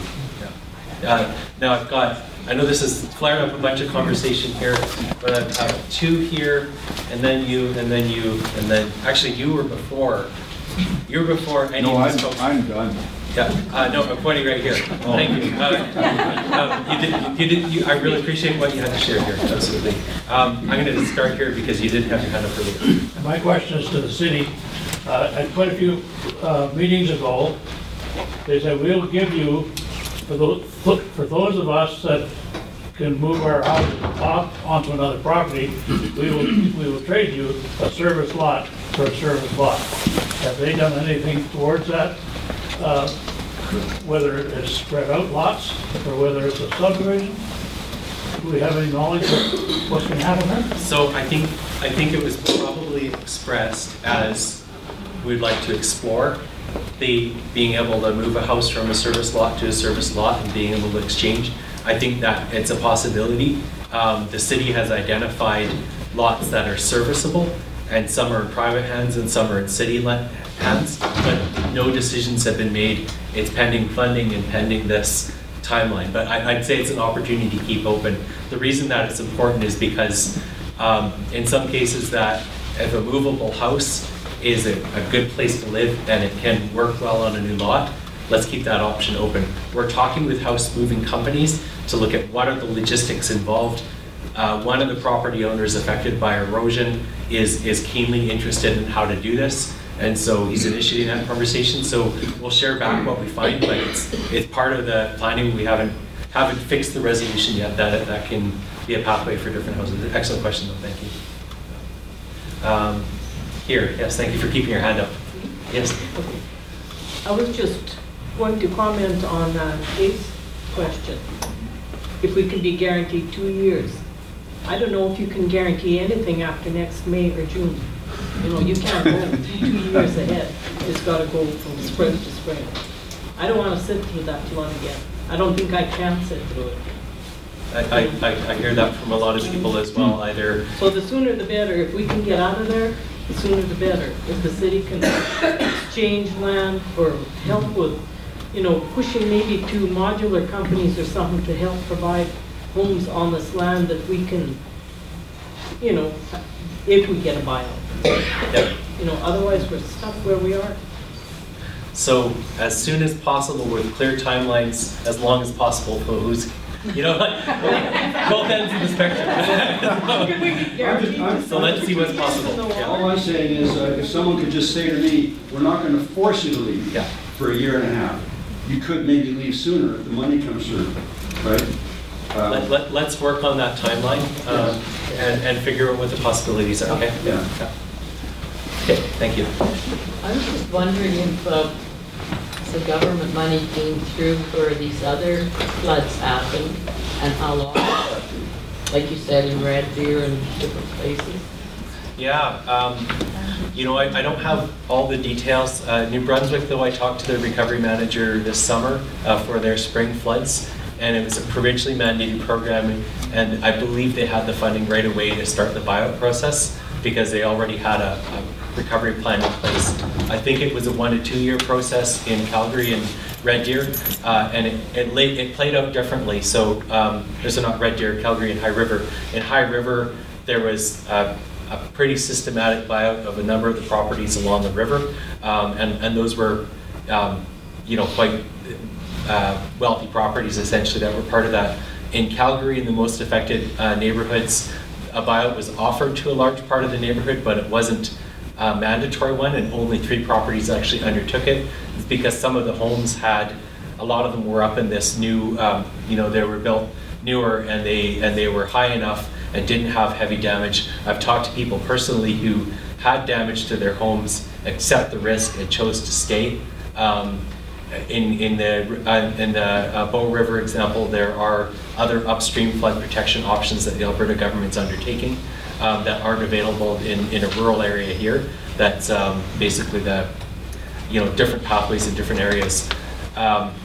With sea level rise, we're hearing about some buyouts starting to happen on the coast where they're having replacing homes with salt marshes and kind of lagoon systems, coastal marshes, and that's something that's done at the municipal level within Greater Vancouver. So there's a lot of different things happening. We don't, so much depends on the legislation around buyouts and recovery, and BC doesn't have anything strong right now on that. So thank you for the question. It's worth a lot of further study, and we're hearing from people who are experts on it for sure. Yes. First here, and then yes. Jock, there you go. Thank you for keeping track. Good, yeah. From the discussion today, it's obvious that you're not going to be building any dikes or dams before the next session. That's right. That's right. Okay, so is there any thought about putting that Tiger Dam down Riverside Drive? Yeah, so we're working on the flood response plan. If we get the funding that we requested, we'll have a lot of horsepower for working on that plan. We'll identify the resources that are best suited for those different places and have consultation with community members about it. So there's advanced discussion. So I can't say that it will be a Tiger Dam on Riverside or where the location will be, because we learned a lot about deployment and we learned a lot about what worked. A lot will depend on how those lessons come together. I don't know if you could speak any further to, I can't offer any guarantees, but we know we're working on the plan. Okay, now, it's obviously going to be a sandbagging operation this year. I wouldn't say obviously that either, because we might be able to pre-deploy Tiger Dams or other circumstances if that's what they plan to do. But it's, if you do go the thing, I would suggest that your Sergeant Major be sitting over there. You did such a good job last year. Thank you. Sergeant Major for the floodplain band. And I would like to book her husband to Okay, bouncing around. Graham, could I say something from the city? We had a great presentation by Mr. Reed about preparing ourselves for this coming spring. My understanding from the city's position is that we're concerned that the funding that David's asking for and that he's stacked up with various grants is going to work. But, you know, in discussions with council, we're prepared to get involved to make that work if it's jamming up. If the grants aren't coming through, I think it's essential that council says we have to have that protection back, at least what we had before.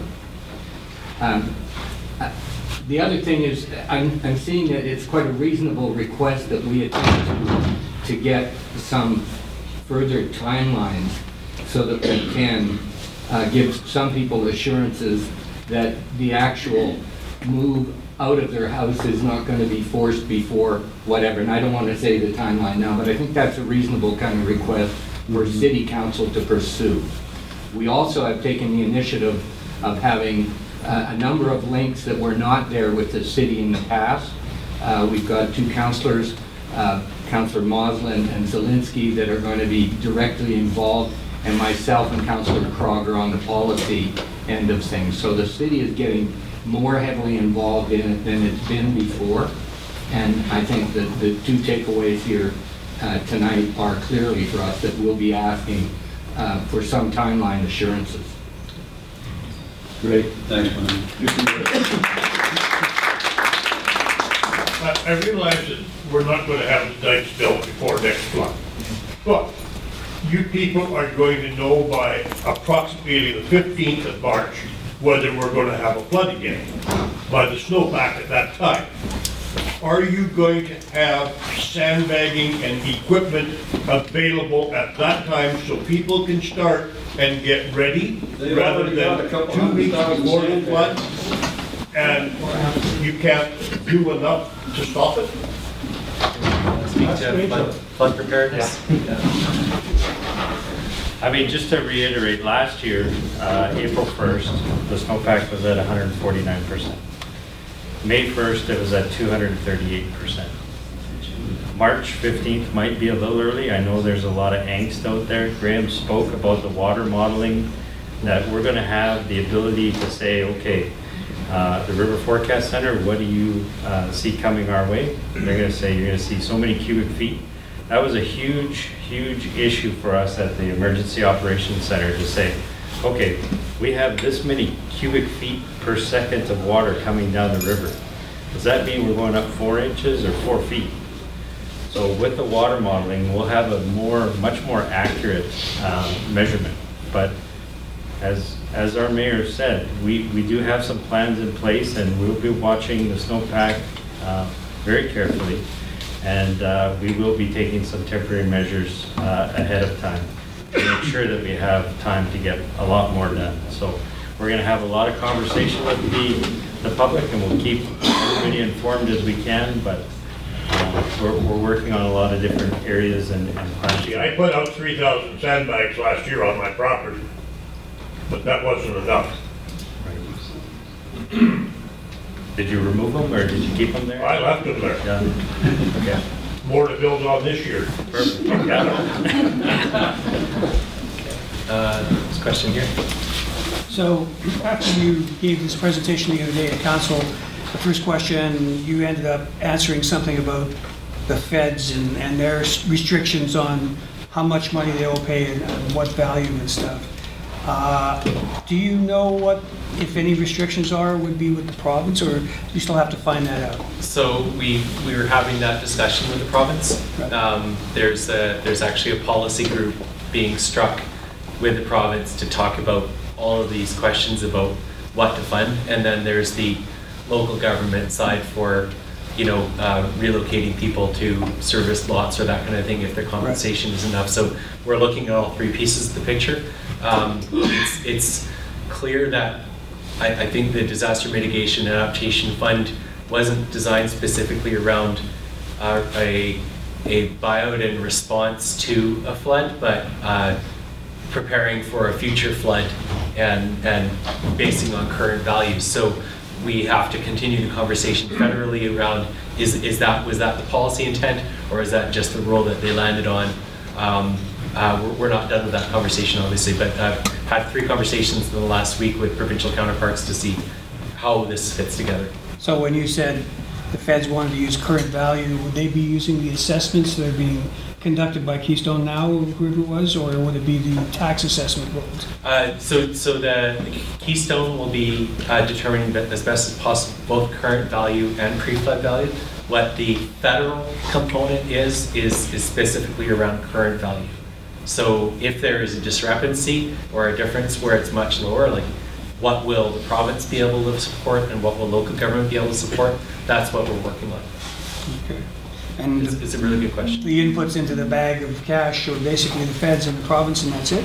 The feds, the province, and the city, because the city has some money to work with, but more specifically land and ability to service.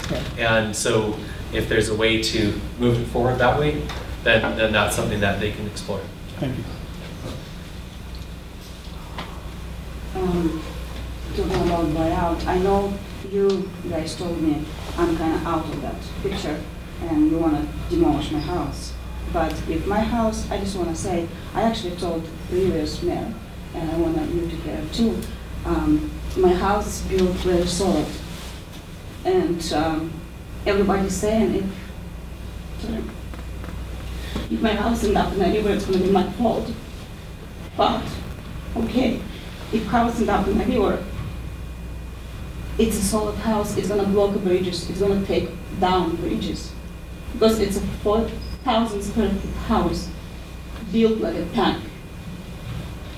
And you saying it's not affecting any infrastructure, it's why you're not going to buy me out. But it's will affect infrastructures. Thank you. So yeah, we're very much aware of the consequence of your house or any other falling in the river, and are doing everything possible to avoid it.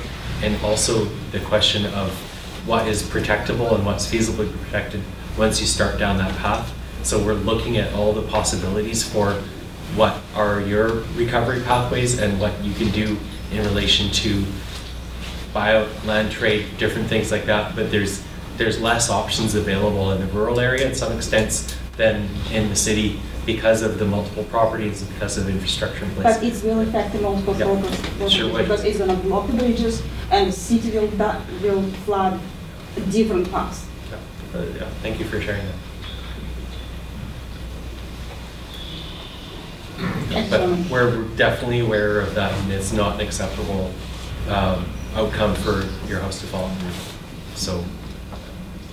But I'm not walking away without being paid off. Like I said, we're looking at all possible alternatives, right? We talked about the federal government earlier. How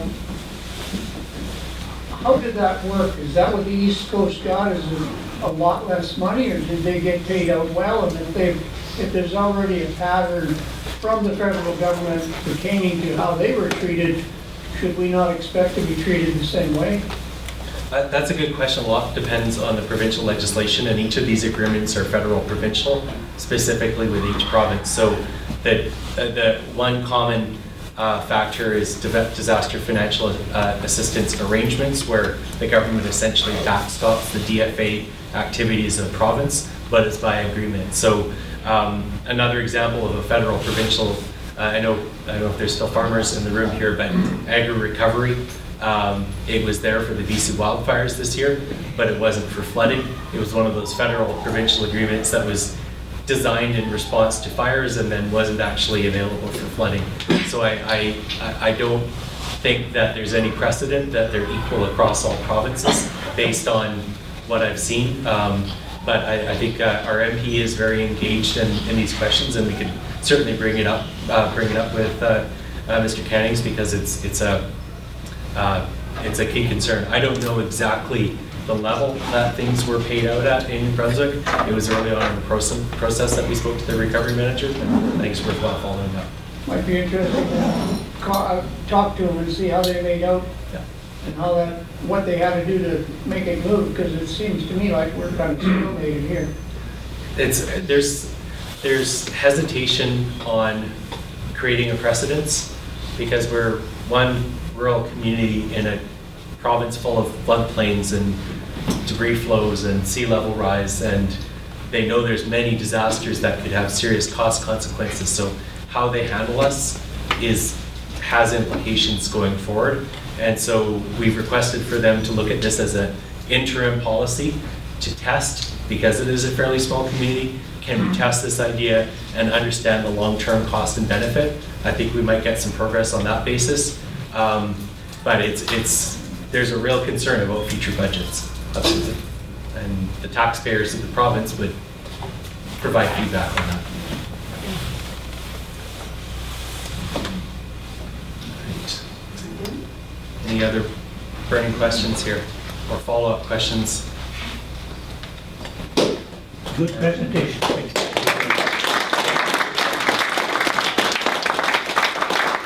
and for your patience and generosity and kindness with each other, and willingness to keep on connecting. So thank you. When's the next meeting?